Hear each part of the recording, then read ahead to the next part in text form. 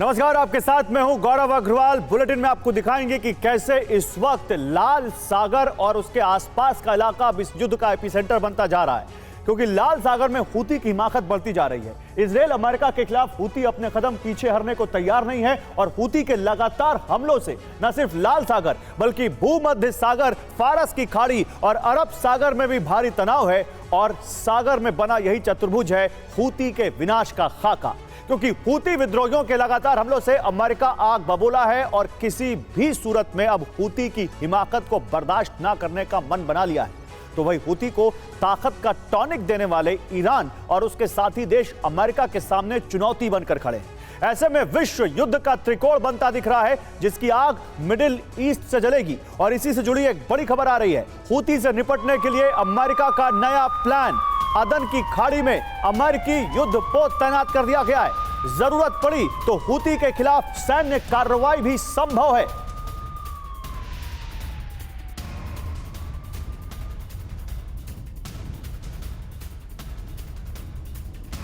तो हूती विनाश के 5 नए प्लान आपके सामने रखते हैं। देखिए, पहला प्लान क्या है। यूएसएस आइजनहावर युद्धपोत बल्कि एयरक्राफ्ट कैरियर अदन की खाड़ी में तैनात है।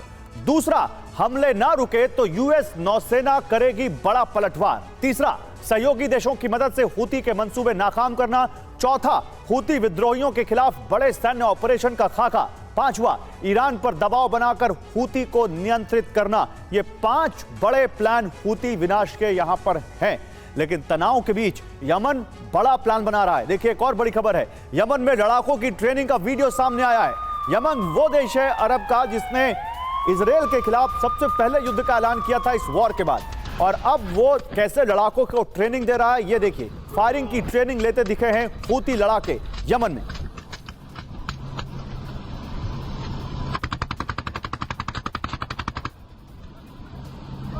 एक और बड़ी खबर, हूती का इजरायल पर ड्रोन हमला। पहली बार इजरायली शहर पर हमला हुआ है। ये देखिए, हूती का इजरायल पर ड्रोन हमला, पहली बार इजरायली शहर पर हमला। इजरायली शहर एलाट पर हमला किया है। ब्रिटिश जहाज ने हूती का ड्रोन गिरा दिया।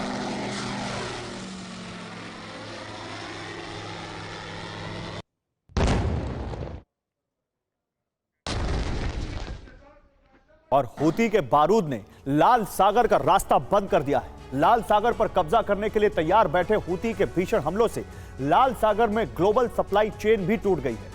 इसका सबसे बड़ा खामियाजा इजरायल को उठाना पड़ रहा है, क्योंकि इजरायल जाने वाले जहाजों पर हूती के हमले बढ़ गए।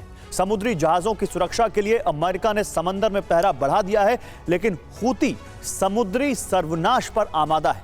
इसकी वजह से ब्लू जोन में बड़े युद्ध की आहट दिखने लगी है।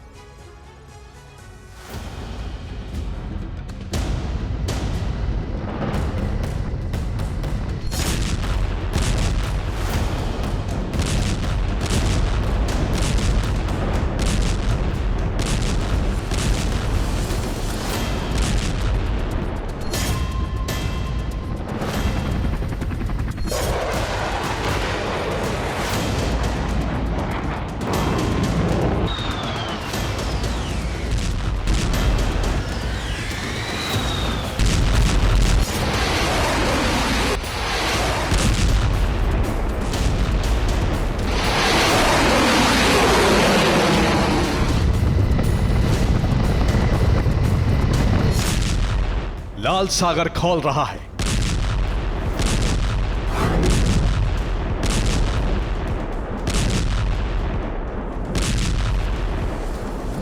लाल सागर में हूती के हमले जारी हैं।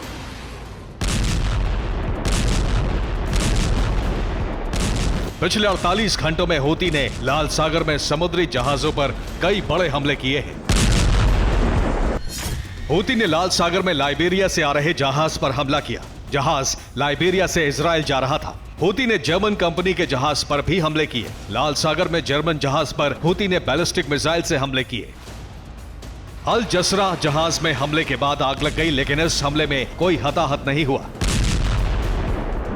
गौर करने वाली बात यह भी है कि लाल सागर में हूती लड़ाके कार्गो शिप पर हमले करने का वीडियो भी बनाते हैं और फिर उसे जारी करते हैं। रेड सी में हूती के लगातार हमलों से अमेरिका और यूरोप में कोहराम मचा हुआ है।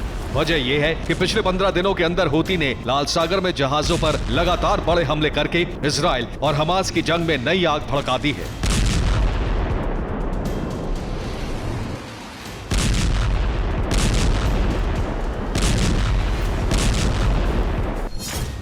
चौदह दिसंबर जर्मन जहाज पर हमला, 4 दिसंबर बहामास के जहाज पर हमला, 26 नवंबर इजरायली शिप सेंट्रल पार्क को अगवा किया, 25 नवंबर इजरायली शिप पर ड्रोन से हमला किया।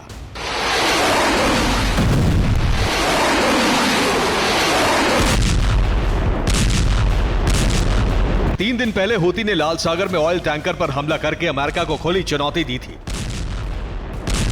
अगर अमेरिकी वॉरशिप उसे नाकाम नहीं करता तो अब तक लाल सागर में विध्वंस का बवंडर मच गया होता। हूती ने समंदर में हमले तेज करके अपने इरादे जाहिर कर दिए हैं। लाल सागर में बढ़ते हूती के हमलों से ब्लू जोन में बड़ा बवंडर शुरू हो गया।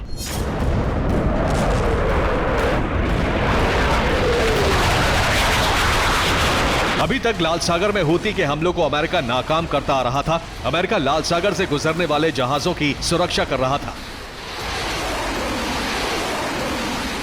लेकिन लगातार हमलों के बाद अमेरिका ने हूती पर लगाम लगाने के लिए लाल सागर से लेकर भूमध्य सागर तक फंदा तैयार कर लिया है, जिससे हूती के मंसूबे को फेल किया जा सके।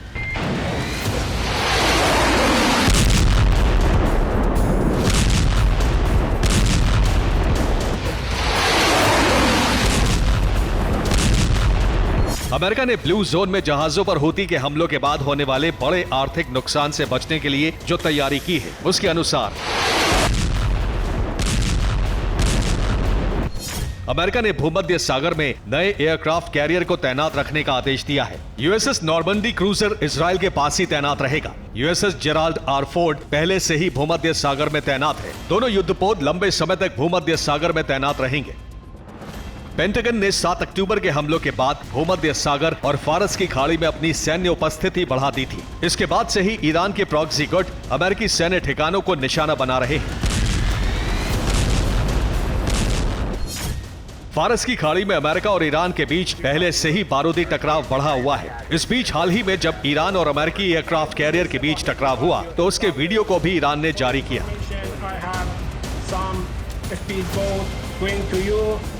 Advise you to keep your helicopter away from my vessel. Over. This is Warship, Disclosure Warship 5-8, understand all, over. America और ईरान के टकराव से समंदर में महाविध्वंस की आग सुलग उठी है। वहीं हूती के बढ़ते हमलों के डर से ही लाल सागर में जहाजों की आवाजाही रोक दी गई।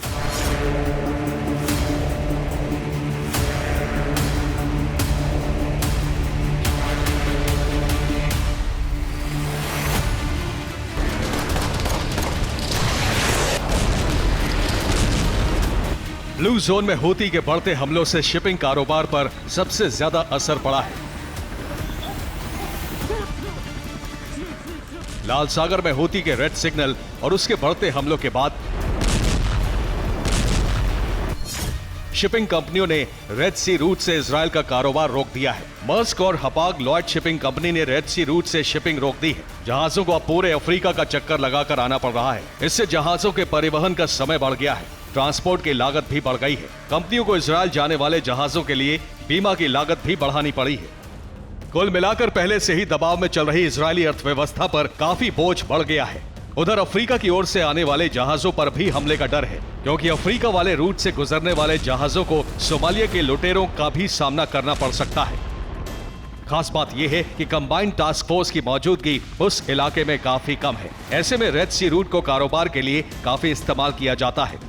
लेकिन हूती ने धमकी दी है कि अगर इजरायली पोर्ट की तरफ कोई भी जहाज जाएगा तो हूती उन्हें निशाना बनाएगा। हूती के हमलों की आग अब लाल सागर से दूसरे समंदरों में भी फैल रही है। वहीं फारस की खाड़ी से लेकर भूमध्य सागर तक हूती के खिलाफ किसी बड़े ऑपरेशन से अमेरिका भी फिलहाल बच रहा है। हूती के हमलों के बाद से लाल सागर से जहाज गुजरने बंद हो गए हैं। अरब और यूरोपीय देशों के पोर्ट पर माल से लदे जहाज खड़े हैं। जानकारों का मानना है कि सबसे ज्यादा नुकसान अरब देशों को ही होगा, क्योंकि ऑयल टैंकर इसी रूट से होकर जाते हैं। लाल सागर में हूती कब्जा करना चाहता है। अगर ऐसा हुआ तो वो दुनिया को बड़े आर्थिक संकट में डाल सकता है। यही वजह है लाल सागर में टास्क फोर्स की मदद के लिए कई देशों ने अपने जहाज भेजे हैं।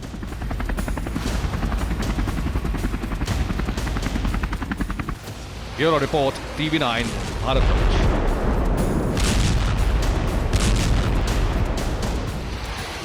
और बड़ी खबर, लेबनान पर इजरायल का सबसे बड़ा हमला।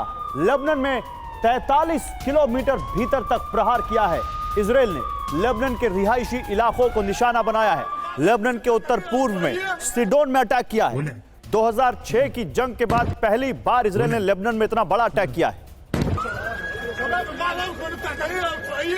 तो लेबनान पर सबसे बड़ा प्रहार, आइए आपको दिखाते हैं। आइए बिग वॉल पर आपको दिखाते हैं। दिखाइए पीसीआर यहां पर, देखिए लेबनान पर अब तक का सबसे बड़ा प्रहार, लेबनान पर अब तक का सबसे बड़ा हमला किया इजरायल ने। लेबनान के हौमीन में रिहायशी इलाकों पर इजरायल ने अटैक किया। लेबनान के शहर सिडोन के दक्षिण पूर्व में हमला किया गया। 43 किलोमीटर अंदर तक इजरायल ने यह हमला किया है और पहली बार 2006 की जंग के बाद पहली बार इतना बड़ा हमला लेबनान के अंदर घुसकर इजरायल ने किया है।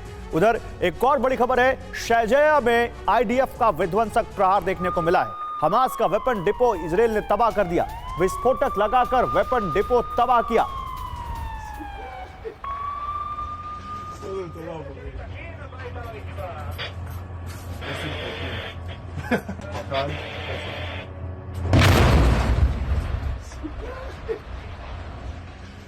एक और बड़ी खबर, आईडीएफ सैनिकों का सुरंग पर हमले का वीडियो सामने आया है। सुरंग में बम गिराते दिखे हैं आईडीएफ के जवान। अब सुरंग के अंदर बम गिराते हुए आईडीएफ के जवानों का वीडियो सामने आया। ये देखिए कैसे एक हैंड ग्रेनेड जिसकी पिन निकालकर उसको सुरंग के अंदर डालते हुए दिखा है एक इजरायल का सैनिक। ये रही सुरंग और सुरंग के अंदर उसने ये डालकर वो वहां से भाग गया। और देखिए अभी ब्लास्ट आपको दिखाई पड़ेगा वहां। ये देखिए और वो अंदर ब्लास्ट करने के बाद कैसे वो फायर कर रहा है वो भी आप देख सकते हैं।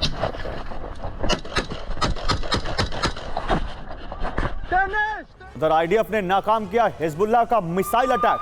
हिजबुल्लाह के सरफेस टू एयर मिसाइल को मार गिराया आईडीएफ ने।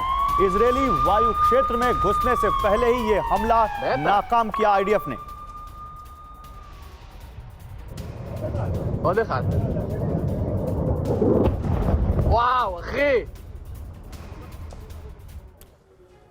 तो गाजा की धरती पर इजरायल और हमास के बीच अब तक की सबसे खतरनाक जंग शुरू हो गई है। इस जंग का नाम है फिदाइन वर्सेस मर्सनरी जंग। हमास ने जंग में अपने आत्मघाती दस्ते को उतार दिया है। हमास के फिदाइन लड़ाके खुद को उड़ाकर इजरायली सैनिकों को खत्म कर रहे हैं। इससे इजरायली सेना भयभीत हो गई है। इजरायल ने युद्ध में भाड़े के लड़ाकों को उतार दिया है। तो सवाल यही है कि आखिर इजरायल ने यह कदम क्यों उठाया? क्या मर्सनरी लड़ाकों को भेजकर नेतन्याहू अपने जंगबाजों को बचाना चाहते हैं?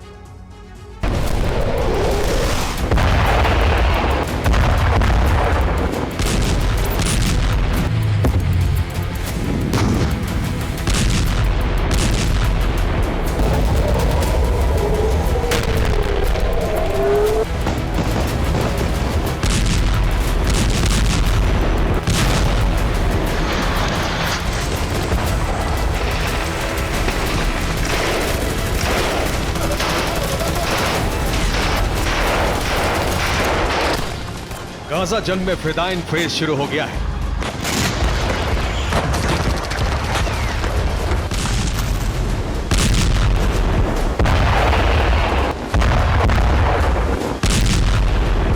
आईडीएफ की बमबारी से परेशान हमास ने अब आत्मघाती हमले शुरू कर दिए हैं।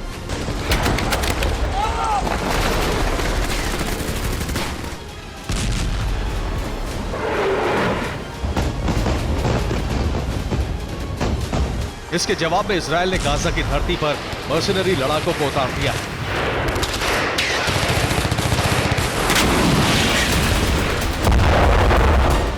गाजा की धरती पर अब फिदाइन बनाम मर्सनरी लड़ाकों में खतरनाक युद्ध शुरू हो गया है।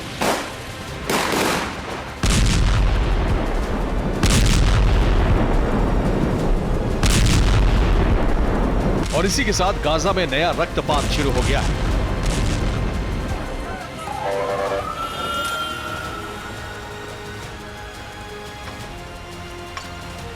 अलक्सा स्कूल और रिहायशी इलाकों में बार पलटवार का नया दौर शुरू हो गया। दोनों तरफ से हमले बहुत तेज हो गए हैं और इसी के साथ गाजा में विनाश का नया बवंडर आ गया है। इजरायली सेना गाजा को बर्बाद करती हुई आगे बढ़ रही है। गाजा में इजराइल ने हमास के शजैया बटालियन के हेडक्वार्टर को तबाह कर दिया। आईडीएफ के हमले में शजैया बटालियन का चीफ कमांडर भी मारा गया।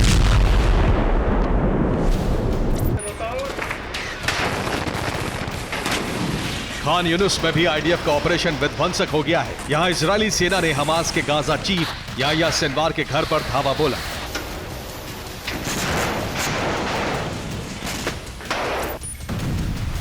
दक्षिण गाजा में आईडीएफ ने हमास के हथियार गोदाम और कंट्रोल सेंटर को बमबारी कर तबाह कर दिया।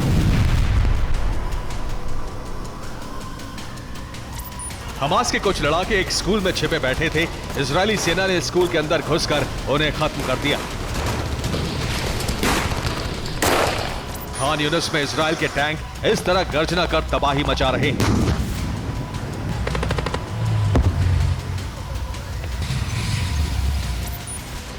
इजरायली सैनिकों ने गाजा में एक इमारत को तबाह कर हनुका त्योहार का जश्न मनाया। गाजा पर इजराइल की बमबारी इतनी तेज हो गई है कि आसमान में हर तरफ बारूदी धुआं ही नजर आ रहा है। उत्तरी गाजा के जबालिया में इजराइल ने हमला किया। हमले में 14 लोग मारे गए। आईडीएफ नबलूस में भी भीषण हमले कर रही है। नबलूस में इजरायली फोर्स ने अल आइन कैंप पर धावा बोला। यरूशलेम के शिफात कैंप पर इजरायली सेना ने गैस बम से एक के बाद एक कई हमले किए। गाजा में इजराइल के ऑपरेशन को लेकर अल कस्साम ब्रिगेड के प्रवक्ता अब उबैदा ने बहुत बड़ा दावा किया। अबू उबैदा ने ऐलान किया है कि इजरायली सेना ने गाजा में मर्सनरी लड़ाकों को जंग लड़ने के लिए उतार दिया है।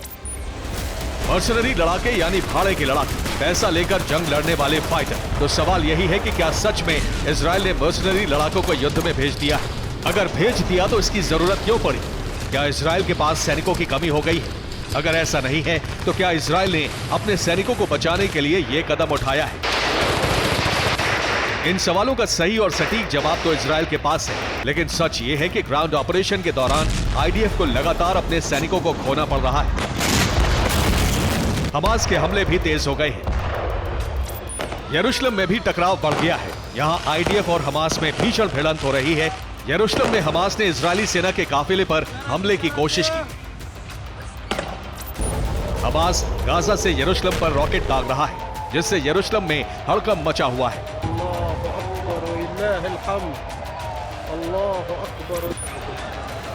अल अक्सा कंपाउंड पर हमास के रॉकेट गिरने वाले थे, लेकिन इन्हें इजरायली एयर डिफेंस ने हवा में ही मार गिराया। रॉकेट हमला नाकाम हुआ तो वहां मौजूद लोग जान बचाने के लिए बंकर की तरफ भागने लगे। हमास ने हमला कर आईडीएफ के हेलीकॉप्टर को तबाह कर दिया। तबाह हेलीकॉप्टर की जद में आईडीएफ का आर्मर्ड व्हीकल भी आया, वो भी बर्बाद हो गया। हमास के लड़ाकों ने अलग अलग जगहों पर भीषण हमले कर आईडीएफ के 5 टैंक को तहस नहस कर दिया। उत्तरी गाजा के शेख रादवान इलाके में हमास के लड़ाकों ने आईडीएफ के काफिले पर छिपकर धावा बोला।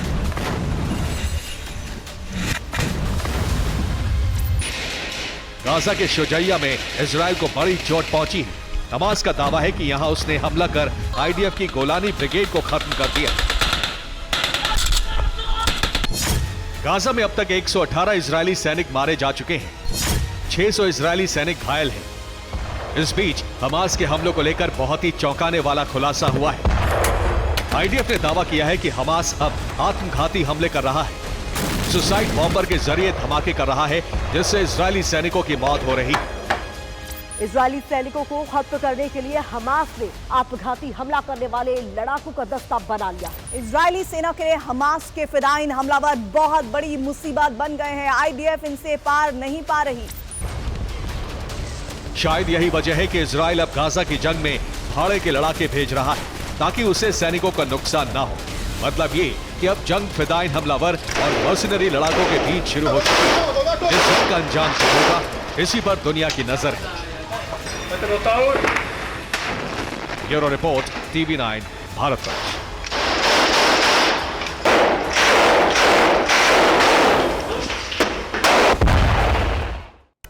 और गाजा के खान यूनिस से बड़ी खबर, जहां जबरदस्त बमबारी हुई है। हमास के ठिकानों पर आईडीएफ कर रही है एयर स्ट्राइक। रिहायशी इलाकों में भी बरपा है कहर। खान यूनिस में छाया काले धुएं का गुबार। हमास के ठिकानों पर आईडीएफ की एयर स्ट्राइक देखिए रुक ही नहीं रही है। जब से एयर स्ट्राइक शुरू हुई है लगातार इजराइल की एयरफोर्स हमास के ठिकानों पर इतनी बमबारी कर रही है, इतना ज्यादा बारूद गिरा रही है कि वहां बिल्कुल समतल कर दिया है उसने गाजा में। और ये एक और उसी का सबूत, उसी की तस्वीर साउथ गाजा, जहां खान यूनिस जैसा बड़ा शहर है, वहां पर इजराइल ने कुछ इस तरह की बमबारी की है। और आईडीएफ यानी इजराइल की डिफेंस फोर्सेस को हमास की लॉन्चिंग साइट मिल गई है। शेजाया इलाके में लॉन्चिंग साइट मिल गई है आईडीएफ को। रॉकेट फायर करने की लॉन्चिंग साइट मिली है आईडीएफ को। ये देखिए तस्वीर, कुछ ऐसी तस्वीर आपको याद होगा आई थी अल शिफा हॉस्पिटल से और एक स्कूल से। वैसे ही रॉकेट फायर की लॉन्चिंग साइट शेजाया इलाके में मिली है आईडीएफ को। ये हमास की रॉकेट लॉन्चिंग साइट है। और एक और बड़ी खबर, शेजाया इलाके में आईडीएफ का बड़ा ऑपरेशन। स्कूल के पास मिली हमास की सुरंग। देखिए यहां भी स्कूल है। सुरंग के अंदर से आईडीएफ पर हमास के लड़ाकों ने अटैक किया है। जवाबी हमले में आईडीएफ ने सुरंग को तबाह कर दिया। यह तस्वीर सुरंग को तबाह करने की। और हमास का हमला आईडीएफ ने नाकाम कर दिया। इजराइल की सेना ने नाकाम कर दिया। इंटरसेप्ट कर अटैक को हवा में ही नाकाम कर दिया। हमास के हमले को इजराइल की डिफेंस फोर्सेस ने इंटरसेप्ट किया और हवा में ही नाकाम कर दिया। आयरन डोम, आयरन बीम इसी काम में लगे हुए हैं इजराइल के।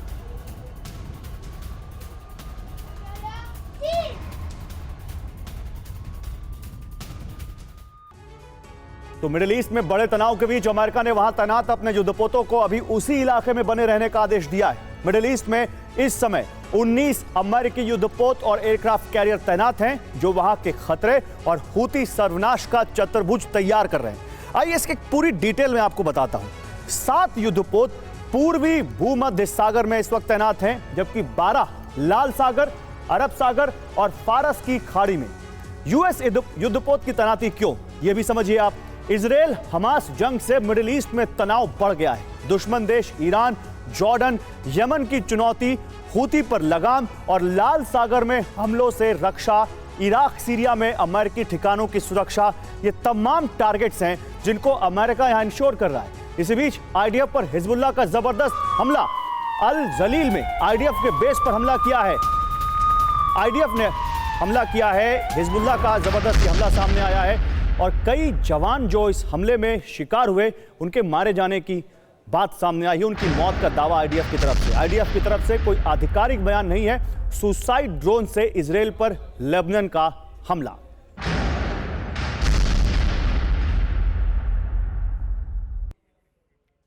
और हिजबुल्लाह का विध्वंसक हमला सामने आया है। बम वर्षक ड्रोन से आईडीएफ पर अटैक किया है हिजबुल्लाह ने।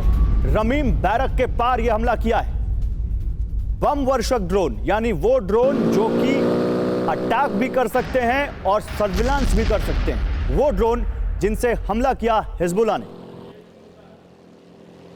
और एक और बड़ी खबर, मिडिल ईस्ट से विश्व युद्ध भड़कने की आशंका। और ये बहुत बड़ी खबर है, समझिए ये हमसे और आपसे सबसे जुड़ी हुई है। वर्ल्ड वॉर भड़क सकती है मिडिल ईस्ट से। हूती की घेराबंदी से ईरान पर भी नजर है। ईरान और समर्थक देशों से टकराव का डर है इस युद्ध में। ईरान हूती विद्रोहियों का समर्थन कर रहा है।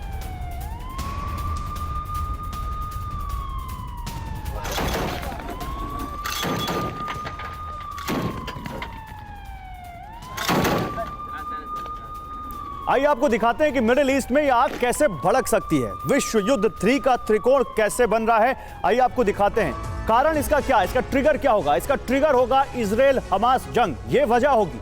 कसूरवार कौन है? हमास, हूती और हिजबुल्लाह के हमले इसका कसूरवार है। कैसे होगी शुरुआत? ईरान के दखल से यह चिंगारी भड़केगी। इसके 3 अहम किरदार कौन से हैं? इजराइल, ईरान और अमेरिका। मिडिल ईस्ट में अमेरिका क्यों आ रहा है? ईरान, जॉर्डन और यमन की चुनौती है लाल सागर में हूती के हमलों से रक्षा करना है। इराक, सीरिया में यूएस ठिकानों की सुरक्षा करना है और इसलिए मिडिल ईस्ट में यह विश्व युद्ध की आग भड़क सकती है, यह बात सामने आ रही। लेकिन इजरायली ठिकानों पर हिजबुल्लाह का जबरदस्त हमला। एक और बड़ी खबर, एक के बाद एक कई रॉकेट हमले किए गए। हिजबुल्लाह ने बिल्डिंग को निशाना बनाया है। हमले से धुआं कई सारी बिल्डिंग्स।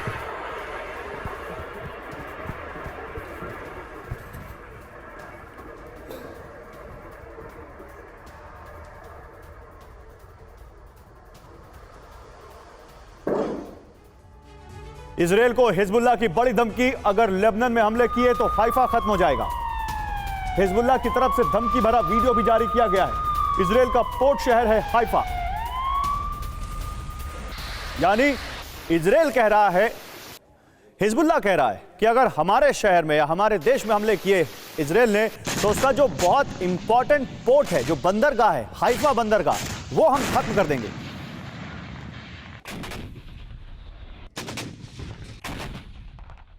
और गाजा के हमास कमांडर याह्या सिनवार का नाम इस वक्त इजरायल की हिट लिस्ट में सबसे ऊपर है। 10 दिन पहले ही इजरायल ने यह दावा किया था कि खान यूनिस में याह्या सिनवार एक बंकर के अंदर छिपा है। सिनवार को पूरी तरह घेर लिया गया और जल्दी उसको ढेर कर दिया जाएगा। लेकिन इजरायल यह दावा हकीकत नहीं बना सका। याह्या सिनवार अब भी जिंदा है और अब भी युद्ध की कमान संभाले हुए है और इजरायल के लिए मुसीबत बना हुआ है। सिनवार को जानने वाले इजरायली कमांडर यह भी मान रहे हैं कि वो गाजा या जॉर्डन में या तेल अवीव में भी हो सकता है। कैसे, इस रिपोर्ट में देखिए।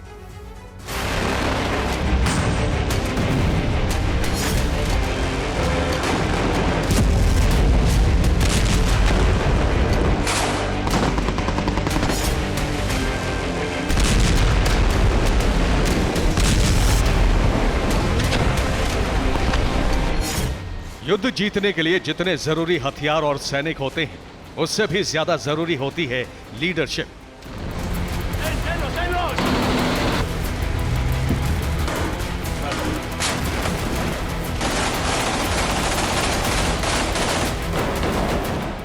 लायक रणनीति नहीं बनती और बिना सही रणनीति के जंग नहीं लड़ी जा सकती।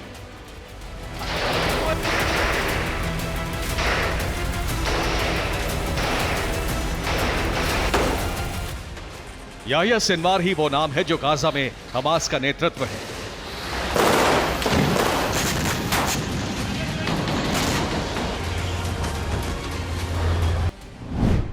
सिनवार का मतलब है हमास के युद्ध की रणनीति। सिनवार का मतलब है अल कसाम ब्रिगेड का हौसला।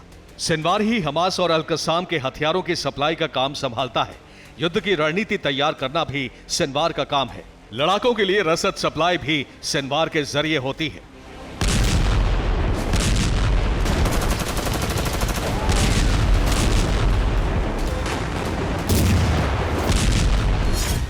यानी सिनवार की मौत का मतलब होगा एक गोली से हमास की कई विंग का ढेर हो जाना।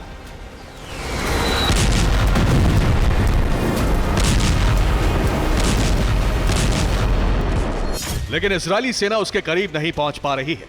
5 दिसंबर तक याह्या सिनवार गाजा में था। इजरायल का दावा था कि सेना उसके करीब पहुंच चुकी है। שואלים אותנו הרבה על ההרס בעזה. חמאס הוא הכתובת, सिनवार हुआ הכתובת। 6 दिसंबर को भी इजरायल ने यह दावा किया कि वो सिनवार के बहुत करीब है, लेकिन सिनवार अब तक इजरायल की पकड़ में नहीं आया है। इजरायल के पूर्व सैनिक और शिन बेट यूनिट के कई पूर्व कमांडर ये मानते हैं कि सिनवार गाजा से निकल चुका है। शिन बेट यूनिट के एक पूर्व कमांडर ने कहा है कि सिनवार इजरायल में छिपा हो सकता है। इस कमांडर ने 1982 में सिनवार को गिरफ्तार किया था। तब सिनवार को फारा जेल में रखा गया था। सिनवार ने तब कहा था कि उसे आईडीएफ से बचने के लिए इजरायल में छिपना पड़ा तो छिप जाएगा, लेकिन इजरायली जेल में नहीं रहेगा। युद्ध शुरू होने के बाद से यह माना जा रहा है कि सिनवार गाजा में कहीं छिपा है, लेकिन यह भी हो सकता है कि वो तेल अवीव या गाजा के किसी दूसरे शहर में हो। याह्या सिनवार हमास की इंटेलिजेंस विंग में काम कर चुका है। 1982 में इंटेलिजेंस विंग में काम करते हुए वो गिरफ्तार हुआ था। सिनवार अपना हुलिया बदलने में माहिर है। सिनवार ने कई साल हिब्रू भाषा लिखनी बोलनी सीखी है। वो यहूदियों के रहन सहन के तौर तरीके जानता है। यहूदियों की उपासना पद्धति भी सिनवार जानता है।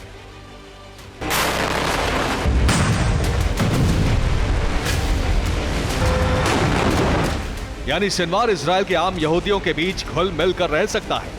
इसीलिए माना जा रहा है कि वो इजराइल में भी छिपा हो सकता है।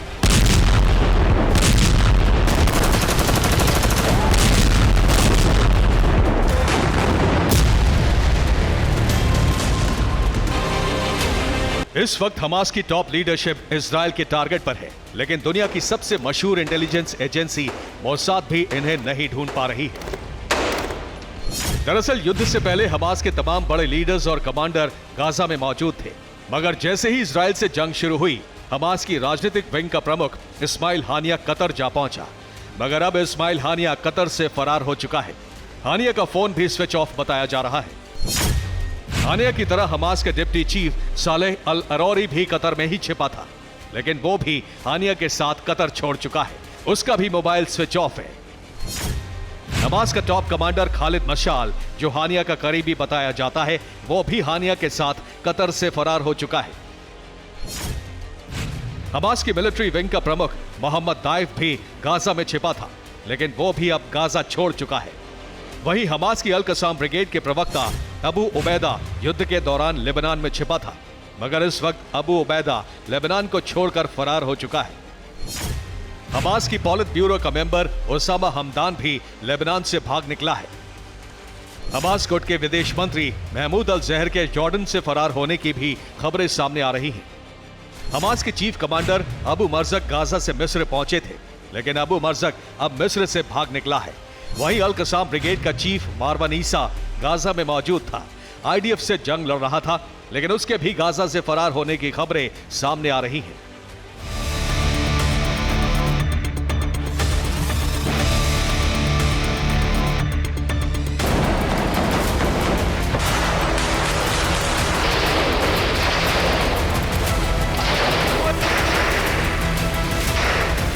इजराइल पहुंची अमेरिका के एनएसए जेक सलीवन ने भी इजराइल को यही टारगेट दिया है कि युद्ध जल्दी खत्म करने का तरीका हमास की लीडरशिप को खत्म करना होगा, लेकिन अभी तक गाजा कमांडर याह्या सिनवार को ही इजराइल खत्म नहीं कर पाया है।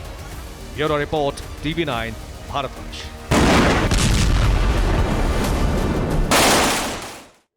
उधर अमेरिकी सेंट्रल कमांड के कमांडर ने इजराइल का दौरा किया। इजरायली सैन्य प्रमुख हर्जी हलेवी से मुलाकात की। अमेरिकी कमांडर ने इजराइल का दौरा कर इजराइल के सैन्य प्रमुख से मुलाकात की। हमास के खिलाफ जंग की रणनीति पर चर्चा की। सुरक्षा हालात और मानवीय मदद पर भी मंथन किया।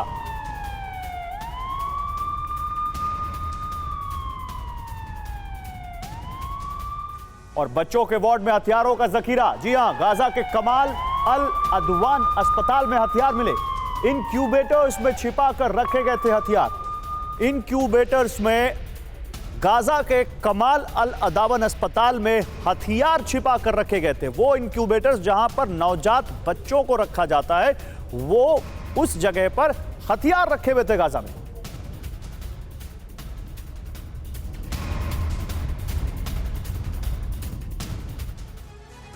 तो हूती की बढ़ती हिमाकत का जवाब जरूरी। 15 दिसंबर डेनिस जर्मन शिपिंग कंपनी ने सोमवार तक अपना ऑपरेशन रोक दिया। 15 दिसंबर लाइबेरियाई जहाज MSC अलेनिया MSC प्लैटिनम 3 पर अटैक किया गया। 13 दिसंबर अमेरिका ने अल जसराह जहाज पर हूती का ड्रोन अटैक नाकाम किया। 11 दिसंबर नॉर्वे के जहाज स्ट्रिंडा के टैंकर पर हमले का दावा। 3 दिसंबर 3 वाणिज्यिक जहाजों पर हूती के मिसाइल हमले हुए। 20 नवंबर कमर्शियल जहाज गैलेक्सी लीडर पर हूती का कब्जा, जिस फुटेज ने पूरी दुनिया को हिलाकर रख दिया। कैसे हूती के जो लड़ाके हैं वो एक हेलीकॉप्टर से आए और गैलेक्सी लीडर पर उन्होंने कब्जा कर लिया। वो तस्वीर आज तक आपके जहन में होगी अगर आपने देखी होगी तो। लेकिन लाल सागर में फिर हूती का हमला हुआ है। नॉर्वे के जहाज को हूती ने निशाना बनाया। हूती की ओर से 14 सुसाइड ड्रोन से अटैक हुए। अमेरिका ने हूती के ड्रोन्स को मार गिराया।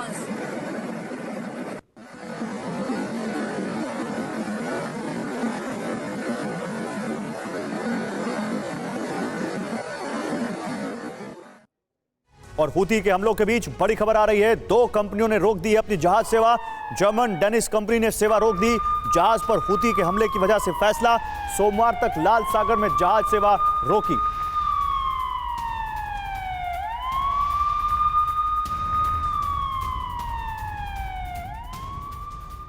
और हमास गाजा युद्ध में इजरायल पर युद्ध अपराध के आरोप लगाता रहा है, लेकिन खुफिया रिपोर्ट है कि इजरायली बंधकों को हत्या, उन पर अत्याचार करने के साथ साथ युद्ध में भी हमास संगीन अपराध कर रहा है। हमास ने गाजा की जंग को जंगल की जंग बना दिया है। मध्यकाल की तरह आईडीएफ जवानों को मारने के लिए जहर और जानवरों का इस्तेमाल किया जा रहा है। हमास ने पहले गुरिल्ला हमले किए, उसके बाद ट्रैप लगाकर इजरायली सैनिकों को मारा, लेकिन अब वियतनाम की तरह छल युद्ध की नीति अपना रहा है। इजरायली सैनिकों को मारने के लिए हमास की अल-कस्साम ब्रिगेड अब कौन कौन से तरीके अपना रही है, यह देखिए हमास के एनिमल्स पर world exclusive report.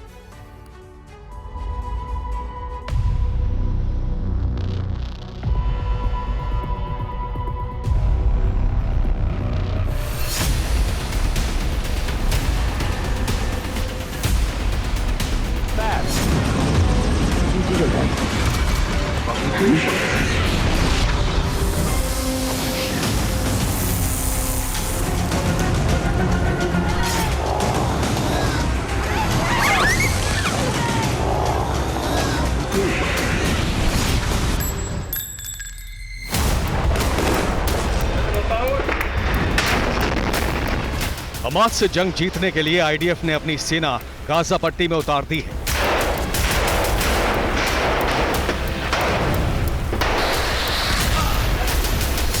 Israeli forces के जवानों का सामना हमास के लड़ाकों से हो रहा है।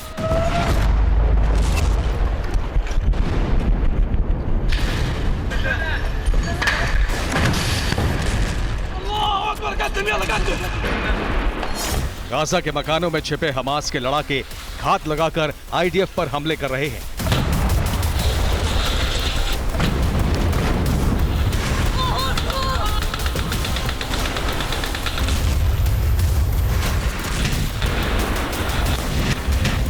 इन हमलों में आईडीएफ के जवानों की मौत हो रही है।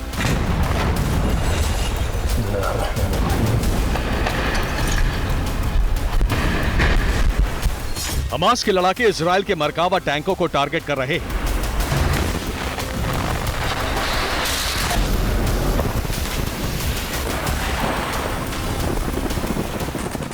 हमास की अल-कस्साम ब्रिगेड के प्रवक्ता अबू उबैदा ने कहा है कि बीते 5 दिन में आईडीएफ के 100 सैन्य वाहन पर हमला किया गया है। जबालिया, शेख रादवान, अल शुजैया, अल जैतून में आईडीएफ से जंग जारी है। जबालिया में आईडीएफ की इन्फेंट्री विंग पर हमला किया गया है। अल-कस्साम ब्रिगेड इजरायली जवानों को ट्रैप में फंसाकर मार रही है।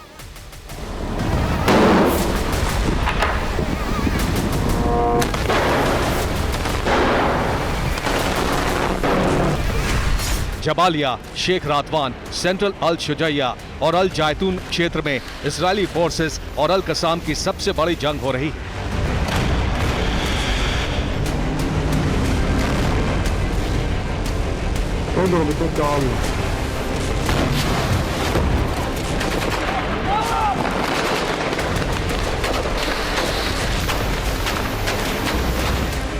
हमास और अल-कस्साम ब्रिगेड के लड़ाकों ने गाजा की सड़कों पर और गलियों में चौड़ी गहरी खंदकें खोद दी हैं। इन खंदकों को टैंक और बख्तरबंद वाहन पार नहीं कर पा रहे हैं। साथ ही टैंकों को रोकने के लिए रफ्तार धीमी हो रही है और इससे हमास के लड़ाकों को ट्रैप लगाने सहित अपनी लोकेशन बदलने का वक्त भी मिल रहा है।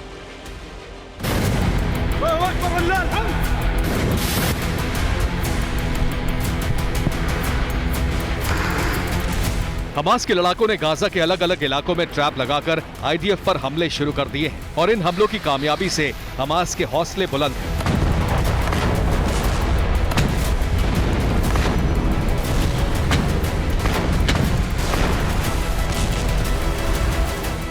हमास के प्रवक्ता इज्जत अल रिशेक ने कहा है कि हमास लड़ाकों को नाश्ते के लिए अंडा फ्राई करने का भी वक्त नहीं मिल रहा है, क्योंकि वो इजरायल के मरकावा टैंक ग्रिल कर रहे हैं।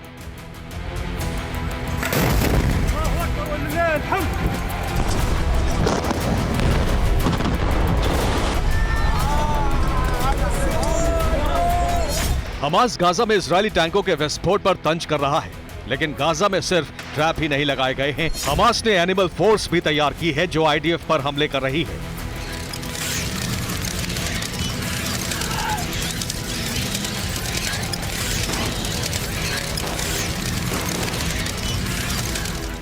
हमास की एनिमल फोर्स का कमांडर अल कसाम प्रवक्ता अबू उबैदा है। इसकी देखरेख में एनिमल फोर्स की ट्रेनिंग हुई है। एनिमल विंग में घातक जहरीले सांप और संक्रमित कुत्ते रखे गए हैं।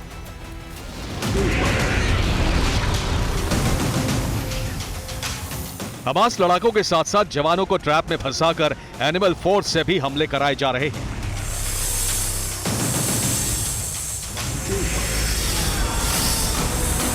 और रिपोर्ट यह है कि हमास ने सुरंगों में आईडीएफ को घुसने से रोकने के लिए 22,000 से ज्यादा सांप छोड़ दिए हैं और ये सांप सुरंगों में घुसने वाले आईडीएफ जवानों को काट रहे हैं। इसके साथ ही प्रशिक्षित कैनाइन ब्रिगेड यानी कुत्तों का इस्तेमाल किया जा रहा है। ये कुत्ते 4,000 से ज्यादा संख्या में हैं और जेनेटिकली मॉडिफाइड बताए जा रहे हैं। ये खूंखार तरीके से टारगेट पर हमला करते हैं और इनके काटने से संक्रमण फैलता है। देखिए ये स्पेशल रिपोर्ट।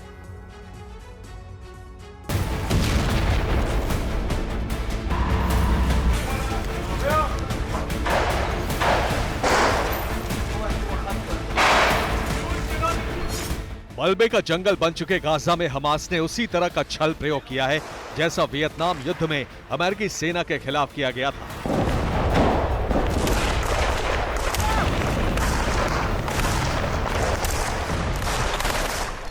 उन्नीस 1955 में शुरू हुई वियतनाम जंग में जब अमेरिकी सेना सीधे उतर गई तो वियतनाम के गोरिल्ला लड़ाकों ने विष प्रयोग किए। लड़ाकों ने सुरंगों में जहरीले सांप छोड़ दिए और इनके काटने से सैनिकों की मौत होने लगी।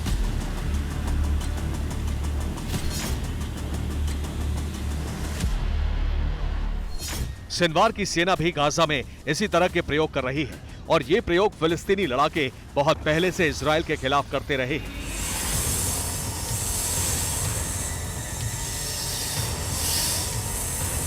ये इजरायली अखबार टाइम्स ऑफ इजराइल की 29 मई 2015 की खबर है जो बता रही है कि फिलिस्तीनी तब भी जवानों के खिलाफ जहरीले सांपों का प्रयोग कर रहे थे। 2015 में सेंट्रल वेस्ट बैंक के रामल्ला में इजराइल के खिलाफ दंगे भड़के। दंगाइयों ने आईडीएफ जवानों के ऊपर टोकरे फेंके। इन टोकरों में फिलिस्तीनी वाइपर सांप भरे हुए थे।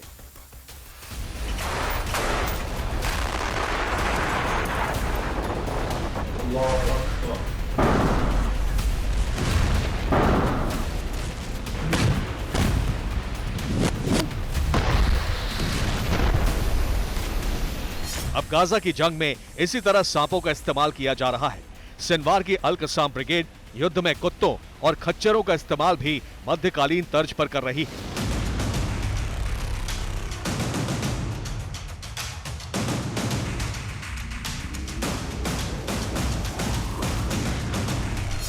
युद्ध में कुत्तों का इस्तेमाल सोवियत रूस भी कर चुका है।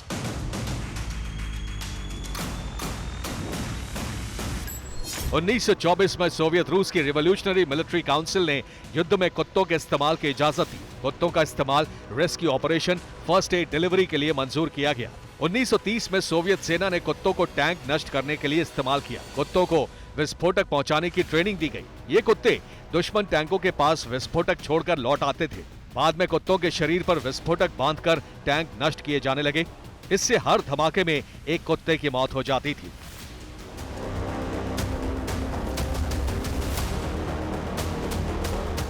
युद्ध में जानवरों का इस्तेमाल किया जाना प्रतिबंधित है। खुफिया जानकारी के मुताबिक गाजा के युद्ध में हमास के कमांडर जानवरों का इस्तेमाल विनाश के लिए कर रहे हैं।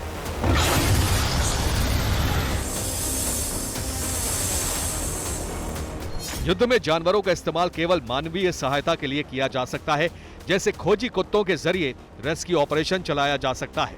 मलबे में दफन लोगों की खोज की जा सकती है। गधों, खच्चरों का इस्तेमाल घायलों को अस्पताल पहुंचाने के लिए किया जा सकता है। लेकिन गाजा की जंग में मध्यकाल की तरह सिनवार ने एनिमल फोर्स उतार दी है।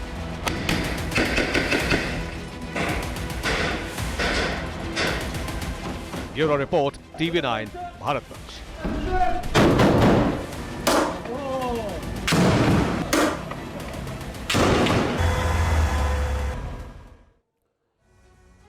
और गाजा में आईडीएफ ने एक साथ तबाह की हैं कई इमारतें।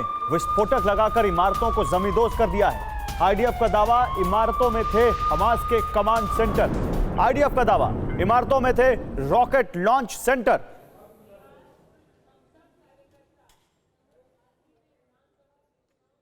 तो आईडीएफ का दावा, जिन इमारतों को उसने तबाह किया विस्फोटक लगाकर जिन इमारतों को उड़ा दिया उसने, उन इमारतों में हमास के कमांड सेंटर थे।